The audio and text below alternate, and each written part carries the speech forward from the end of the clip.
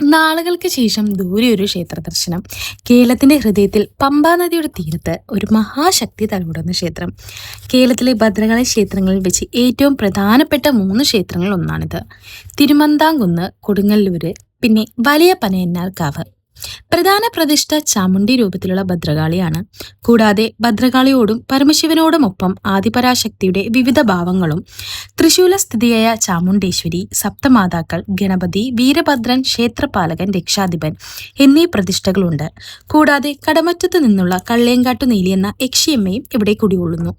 നാഗദൈവങ്ങളുടെ ആവാസസ്ഥാനമായ 5 കാവുകൾ ചുറ്റുപാടുകളിലുണ്ട്. ചുറ്റുപാടും ഇത്രയും കാവുകൾ ഉള്ളതുകൊണ്ടാണ് അത്രേ പനയന്നർക്കാവെന്ന് പേര് വന്നത്. കൊട്ടാരത്തിൽ ശങ്കുണ്ണിയുടെ ഐതിഹ്യമാലയിലും ഉണ്ണിനേലി സന്ദേശത്തിൽ പോലും പഴയ കൃതികളിലും ക്ഷേത്രത്തെക്കുറിച്ച് പരാമർശിച്ചിട്ടുണ്ട്.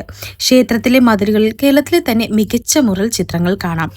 പരശുരാമന്റെ കരുണയിൽ ആരംഭിച്ച് മഹർഷിയുടെ അനുഗ്രഹം കൊണ്ട് സപ്തമാതാക്കളുടെ ശക്തി ചേർന്ന് കലയും സാഹിത്യവും പൂത്തുചാലിച്ച ക്ഷേത്രമാണ് വലിയ പനയന്നാർക്കാവ്.